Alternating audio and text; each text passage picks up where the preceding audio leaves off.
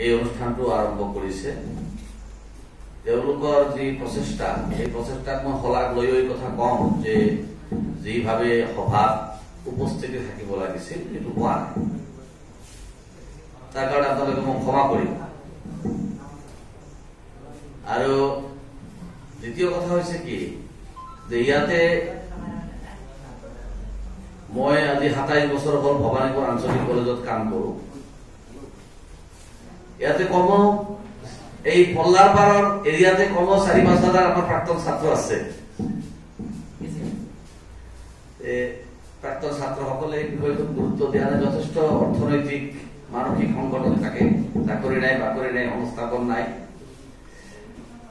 মই এই পুথিভঁৰাল সম্পৰ্কে কম যে অজ্ঞতা সকলো পাপৰ মূল যিমান মানুহে পৃথিৱীত ভোগে বাবু বাবু বাহিৰতে কথা পাতিব ভাল হ'ব যিমান পাপত ভোগে সমস্ত পাপৰ কাৰণ কিন্তু এটাই এইটো হৈছে অজ্ঞতা ইগনোৰেন্স আৰু ইগনোৰেন্স হৈছে অন্ধকাৰ তিমিৰ তাৰ বিপৰীতে যেটো শব্দ সেইটো হৈছে জ্ঞান আৰু তাৰ সহজ ভাষাত কোৱা হয় পোহৰ বা আলো লাইট খ্ৰীষ্টীয় ধৰ্মত সকলোতকৈ বেছি গুৰুত্ব দিয়া হয় লিড কাইণ্ডলি লাইট হিন্দু সনাতনী ধৰ্মটো কোৱা হৈছে তমসো মা জ্যোতিৰ্গময় কোৰআন শৰীফৰ প্ৰথম যেটো শব্দ সেইটো হৈছে ইকৰা বুদ্ধদেৱৰ যে বক্তব্য তাতেও কোৱা হৈছে বুদ্ধং শৰণং গচ্ছামি জ্ঞানৰ ওচৰত আশ্ৰয় লোৱা সমস্ত মানৱ জাতিৰ কাৰণে পৃথিৱীত যিসকল মানুহৰ কল্যাণৰ কাৰণে পৃথিৱীত যিসকল নবী ৰাসূল আহিছে প্ৰত্যেকৰ বক্তব্য এটাই মানুহ আলোকিত হ'ব লাগে তাৰ ভিতৰত তিনি আত্মাৰ ভিতৰত সেইটো পৰিষ্কাৰ হ'ব লাগে আৰু যেতিয়া মানুহৰ ভিতৰত আলোক সন্ধানৰ পথ বিচাৰি পায় তেতিয়া মানুহে সৎ পথত পৰিচালিত হয় সমাজৰ ক্ষতি কৰিব নোৱাৰে বা নকৰে তেওঁলোকে স্বৰ্গবাসী হেভেন ৰিভাৰ্স বা বেহেস্তবাসী হয় মই এই কথাটো এইকাৰণে আনিলো যে আমাৰ সমাজ সংস্কৃতিৰ পৰা আমাৰ যিবিলাক পূৰ্বপুৰুষ তেওঁলোকৰ যিবিলাক কথা সেইবিলাকক আমি বাদ দি হঠাৎকৈ নতুন বস্তুৰ সৃষ্টি কৰাটো আমাৰ দ্বাৰা সম্ভৱ নহব আমি পূৰ্বৰ মানুহবিলাকৰ পৰা আমাৰ পূৰ্বৰ যে জ্ঞান সম্ভাৰ আছে সেইবিলাকক আমি ভেটি হিচাপে লৈ আগবাঢ়িব লাগিব লাইব্ৰেৰী সম্পৰ্কে মোৰ বক্তব্য এটাই যে লাইব্ৰেৰী হৈছে আজিৰ তাৰিখত নহয় প্ৰাচীন যুগৰ পৰাই যেতিয়া কিতাপ নাছিল তেতিয়াও লাইব্ৰেৰী আছিল প্ৰশ্নটো কথাটো অলপ জটিল লাগিব যেতিয়া কিতাপ নাছিল তেতিয়াও লাইব্ৰেৰী আছিল ইয়েছ লাইব্ৰেৰী আছে যিবিলাক হিলৰ পাহাৰৰ যিবিলাক বেৰা সেইবিলাকত মানুহে কিছুমান নিজৰ মনৰ ভাৱ প্ৰকাশ কৰি পেলাই তাতে কিছুমান হিল খোদিত কৰিছিল এইখন লাইব্ৰেৰী আছিল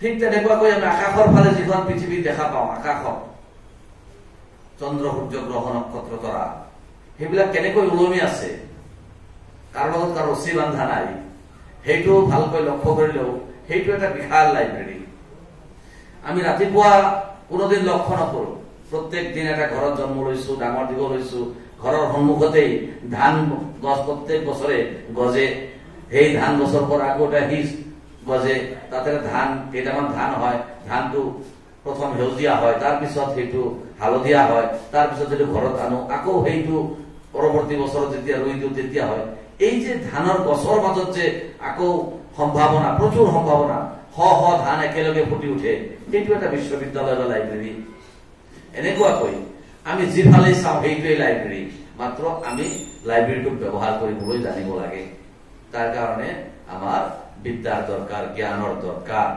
জ্ঞান আক্ষৰিক জ্ঞানেই জ্ঞান নহয় যেটো আন্তৰিক জ্ঞান আধ্যাত্মিক জ্ঞান সেইটো মানুহৰ কাৰণে জ্ঞান এই পৃথিৱীত জীয়াই থকাৰ কাৰণে সম্প্ৰীতি শান্তি এইবিলাক কথা কোৱা হয় কিন্তু সকলোতকৈ ডাঙৰ কথা হৈছে ন্যায় ন্যায় যত নাথাকে তাতে কোনো বস্তু নাথাকে তাতে জংঘল হৈ যায় এইটো সেইকাৰণে সক্ৰেটিস প্লেটো আৰু এৰিষ্টটল এওঁলোকে ন্যায় প্ৰতিষ্ঠাৰ ওপৰত সকলোতকৈ গুৰুত্ব দিছিল আৰু ন্যায় প্ৰতিষ্ঠাৰ কাৰণে ৰাষ্ট্ৰ ব্যৱস্থাৰ কথা কৈছিল।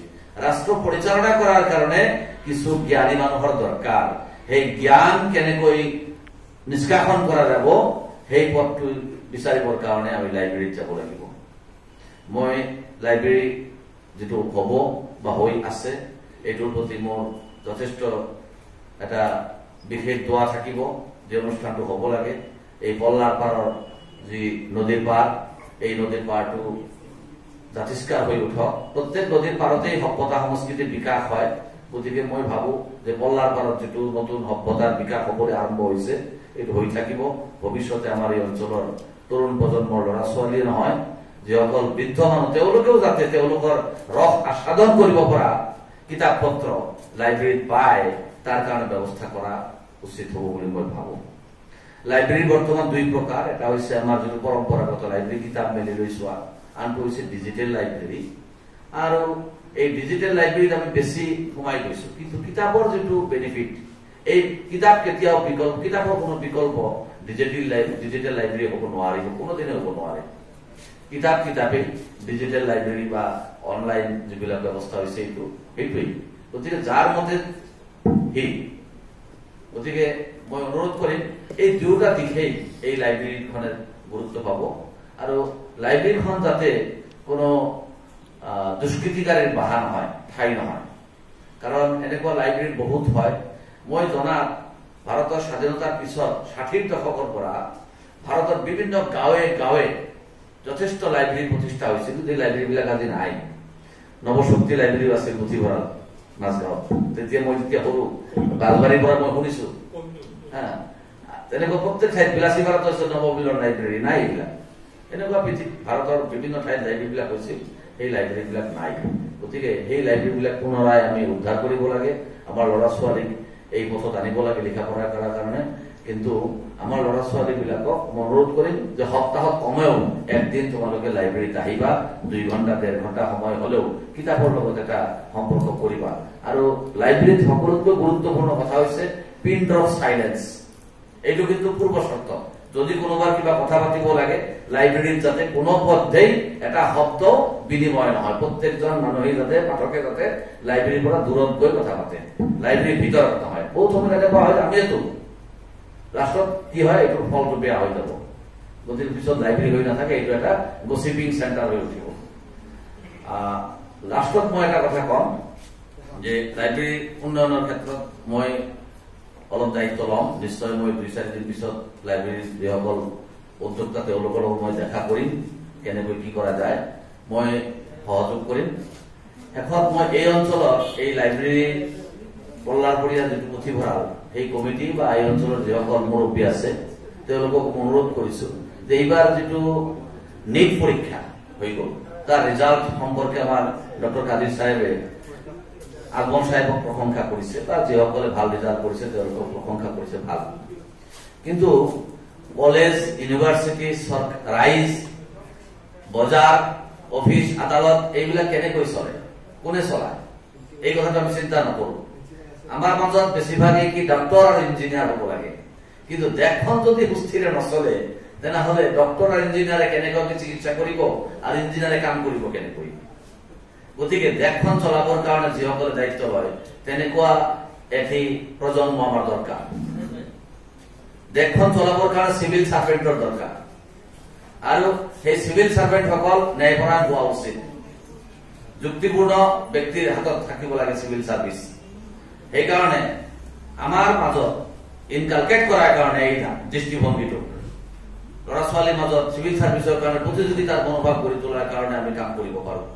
মই ক্লাছ 8ৰ পৰা যিবিলাক ল'ৰা ছোৱালী আছে ইউনিভাৰ্চিটিলৈকে পঢ়া, মেডিকেল কলেজ, ইঞ্জিনিয়াৰিং কলেজ যতেই নপঢ়ক কিয়, ইউনিয়ন পাব্লিক সাৰ্ভিস কমিশন আৰু Assam public service commission, staff selection commission, railway recruitment board এইবিলাকত বিভিন্ন প্ৰতিযোগিতামূলক পৰীক্ষাত অংশগ্ৰহণ কৰাৰ কাৰণে যিসকল ছাত্ৰ ছাত্ৰী বা যুৱক যুৱতী যিসকলে নিজকে বেকাৰ বুলি ভাবে তেওঁলোকক মই আহ্বান কৰিছো, ইউ কণ্টেক্ট উইথ মি, আমাৰ লগত যোগাযোগ কৰা আৰু তোমালোকক আমি বিভিন্ন পৰীক্ষাৰ কাৰণে উপযুক্ত কৰি গঢ়ি তোলাৰ কাৰণে যিখিনি প্ৰচেষ্টা হাতত ল'ব লাগে আমি কৰিম। তাৰ কাৰণে আমাক তোমালোকে কোনো ধৰণৰ মাচুল দিয়াৰ প্ৰয়োজন নহব। এই কাৰণে কৈছো যে আমি এই অঞ্চলত যথেষ্ট ডাক্তৰ ইঞ্জিনিয়াৰৰ গুৰুত্ব বৰপেটা জিলাৰ পৰা অহা 5 বছৰৰ ভিতৰত মই জনাত প্ৰায় 5000 মান ডাক্তৰ প্ৰায় 10000 ইঞ্জিনিয়াৰ হ'ব, কিন্তু সিভিল সাৰ্ভেন্ট এজনো নাই। বাইদেউ এই কথাটো মই হাৰগত কৰি এই অঞ্চলৰ যুৱক যুৱতীসকলক মই কৈছো ক্লাছ 8ৰ পৰা যিবিলাক ল'ৰা ছোৱালীয়ে আগ্ৰহী সিভিল সাৰ্ভিসৰ প্ৰতি তেওঁলোকে এতিয়াৰ পৰা অলপ মোটিভেট হ'ব লাগিব। সিভিল সার্ভিস কি, ইউনিয়ন পাব্লিক সার্ভিস কমিশন কি, আসাম পাব্লিক সার্ভিস কমিশন কি, সেইবিলাকৰ কি ৰোল, সেইবিলাকত কেনেকৈ পৰীক্ষা দিয়া যায়, পৰীক্ষা পাছ কেনেকৈ কৰিব পৰা যাব, প্ৰথম পৰীক্ষা কি প্ৰিলিমিনাৰী, তাৰ পিছত মেইন, তাৰ পিছত ইন্টাৰ ভাইবা, এনেকুৱা ধৰণৰ কেনেকৈ প্ৰশ্ন আহে, কি কি সাবজেক্ট থাকে, এইবিলাক বিষয়ৰ ওপৰত ক্ৰমান্বয়ে যদি আমি ল'ৰা ছোৱালীক ওৰিয়েন্টেশন দিব পাৰো, ৰিফ্ৰেছাৰ দিব পাৰো, নিশ্চিতভাৱে আমাৰ ল'ৰা ছোৱালীয়ে যেনেকৈ মেডিকেল বা ইঞ্জিনিয়াৰিং বিভিন্ন পৰীক্ষাত তেওঁলোকে ভাল ৰিজাল্ট কৰিব পাৰিছে, ঠিক তেনেকৈ আমাৰ ল'ৰা ছোৱালীয়ে নিশ্চিতভাৱে ইউনিয়ন পাব্লিক সাৰ্ভিস কমিশন বা আসাম পাব্লিক সাৰ্ভিস কমিশনতো তেওঁলোকে ভাল ৰিজাল্ট কৰিব পাৰিব, এই বিশ্বাস মোৰ আছে। কাৰণ মই যিসকল ল'ৰা ছোৱালীক পঢ়ুৱাওঁ তাৰে ভিতৰত যোৱা পৰহি 14 তাৰিখে এজন ল'ৰা আমাৰ কলেজৰ পৰা ওলাই গৈছে পৰীক্ষা দি 6th সেমিষ্টাৰত পলিটিকেল সায়েন্সত। আজি ইউপিএসসি পৰীক্ষাৰ যেটো এডমিট কাৰ্ড, সেই এডমিট কাৰ্ডটো মোৰ তাত হোৱাটছএপত এইমাত্ৰ পঠিয়াইছে আৰু ছাৰ আপুনি মোক দোৱা কৰিব। এইটো কাৰণে মই অলপ গৰ্ব অনুভৱ কৰিছো যে এই ল'ৰাজনক মই মোটিভেট কৰিব পাৰিছো। ঠিক তেনেকৈ অসমৰ বিভিন্ন ঠাইত আমি কিছু ল'ৰা ছোৱালীক মোটিভেট কৰি আছো। প্ৰত্যেক ৰবিবাৰে এটা তেনেকুৱা প্ৰোগ্ৰাম এটা হয়। আৰিজ আহমদ নামৰ এজন আইএস অফিসাৰে অসম চৰকাৰৰ এজন অফিসাৰ, তেওঁ অন্ধ্ৰপ্ৰদেশ ওয়াকফ বোৰ্ডৰ হৈতেও এটা প্ৰোগ্ৰাম চলাই আছে। প্ৰত্যেক ৰবিবাৰে আগদিনাখনলৈকে ৰেজিষ্ট্ৰেচন হয়। ইচ্ছুক ল'ৰা ছোৱালী যিসকল ব্ৰিলিয়ান্ট ল'ৰা ছোৱালী তেওঁলোকে সেই লিংকত গৈ তেওঁলোকৰ নাম ৰেজিষ্ট্ৰেচন কৰি তেওঁলোকে সেই প্ৰথম ওৰিয়েন্টেশন প্ৰগ্ৰামত যোগদান কৰিব পাৰে। উৰ্দু আৰু ইংৰাজীত হয়, মেইনলি হিন্দী, এই তিনটা ভাষাত প্ৰধানকৈ ব্যৱহাৰ কৰে আৰু খুব সহজভাৱে ল'ৰা ছোৱালীৰ লগত ইণ্টাৰেক্ট কৰে আৰু গাৰ্জেনসকলৰ লগত কথা বতৰা পাতে। গতিকে যদি কোনোবাই আগ্ৰহী মোৰ লগত যোগাযোগ কৰিব, দেৱান সাহেব আছে, তেওঁকো এই বিষয়ত যোগাযোগ কৰিব। তেওঁ এটা AMP নামৰ এটা অৰ্গেনাইজেশ্যনৰ লগত জড়িত, ময়ো সেই অৰ্গেনাইজেশ্যনৰ লগত জড়িত। আমাৰ ল'ৰা ছোৱালীক এই লাইনত যদি উপযুক্ত কৰি গঢ়ি তুলিব লাগে, তাৰ কাৰণেও প্ৰথম প্ৰয়োজন লাইব্ৰেৰী, এক উচ্চমানৰ লাইব্ৰেৰী। তাত সিভিল সাৰ্ভিস পৰীক্ষাৰ কাৰণে প্ৰয়োজনীয় যিমান ৰিডিং মেটেৰিয়ালসৰ দৰকাৰ হয় সকলো ৰিডিং মেটেৰিয়ালস কিন্তু লাইব্ৰেৰী বিলাকত থাকিব লাগিব। মাত্ৰ গল্প, উপন্যাস, কবিতাৰ পুথিয়েই লাইব্ৰেৰী সম্পূৰ্ণ পূৰ্ণাংগ হ'ব নোৱাৰে। গতিকে সকলো দিশৰ জ্ঞানৰ সমাহাৰ হ'ব লাগিব লাইব্ৰেৰীত। আন্তৰ্জাতিক বিষয়তো সমাহাৰ হ'ব লাগিব, মানুহৰ ধৰ্ম চৰ্চা, সংস্কৃতি চৰ্চা, ৰাজনীতি, অৰ্থনীতি, বিশ্ব পৰিস্থিতি, এই সকলোবিলাকৰ লেটেষ্ট আপডেট বিলাকো লাইব্ৰেৰীত বিভিন্ন প্ৰকাৰে তাত আমি জমা কৰিব লাগিব। তেতিয়াহে ল'ৰা ছোৱালীখিনি এনলাইটেন হ'ব আৰু এক আলোকিত পথত এক আলোকিত সমাজ সৃষ্টি কৰাৰ কাৰণে আমি সফল হ'ম। এইখিনি কৈ মই মোৰ বক্তব্য সামৰণি মাৰিছো। ধন্যবাদ।